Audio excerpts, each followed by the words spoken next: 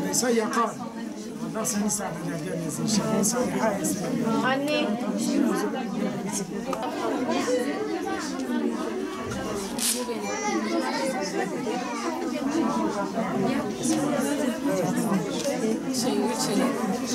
Şengül Çelen küpeleri de bir miktar para. Şengül Çelen.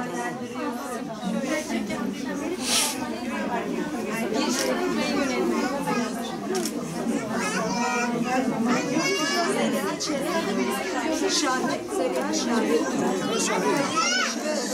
Allah hidayet versin. Zeliha Şahit.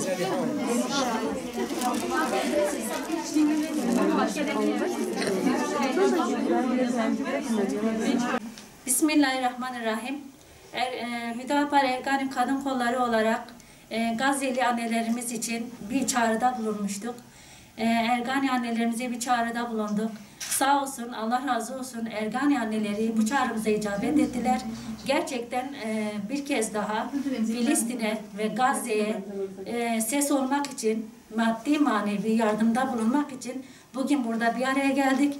Allah hepsinden razı olsun. Buraya gelip yardımlarını bırakan ve burada olmayıp yardımlarını gönderen annelerimizden Allah razı olsun. Ve bizler buradan bir kez daha belirtiyoruz ki bizler şimdiye kadar Hüdapar Kadın Kolları olarak sahadaydık, meydanlardaydık. Bunu her alanda maddi manevi gösterdik ve bundan sonra da göstereceğimizi burada belirtmek isteriz. Ve maddi manevi her zaman Gazze'li annelerimizin sesi olmaya devam edeceğiz. Allah razı olsun.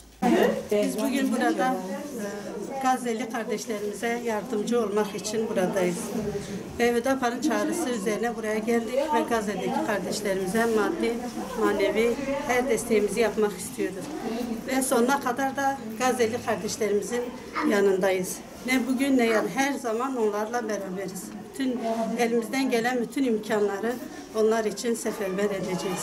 Evet, biz bugün Umut Kervanı'nın düzenlemiş olduğu Gazze'li kardeşlerimize anaların ve bacıların takılarıyla destek olma programına katıldık.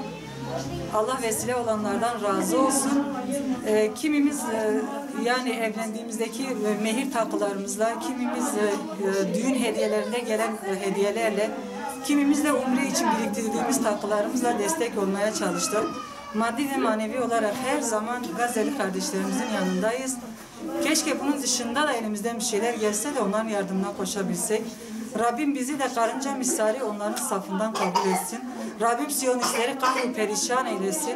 Fettah ismi celilerle Gazze'li kardeşlerimize hayırlı kapılar açsın inşallah. Muzaffer eylesin onlara. Sonuna kadar onların arkasındayız. Ne gerekirse yapmaya hazırız. Rabbim bizleri de onların katından kabul eylesin inşallah. Burada biriktirdiğimiz kumbaradaki paralarımızı Gazze'ye vermiştik. Gazze'deki şehit olan çocuklar bizim kardeşimizdir, ciğerimizdir. Kahrolsun İsrail.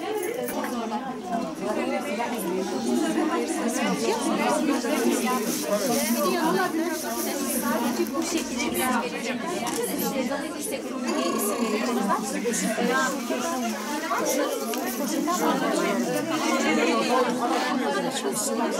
Ben çok dürtüsar olmuşum. Bazen inanıyorum.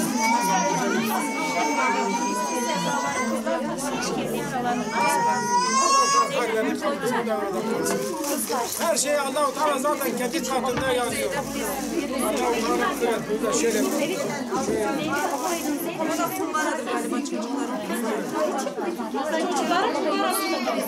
Evet, yavrularımız kendi harçlıklarını, kendi biriktirdikleri kumbaralarını buraya getirip bağışladılar. Allah-u Teala onların hayır hasanatını kabul etsin. Kendilerini salih ve salih evlatlar olarak yetiştirsin.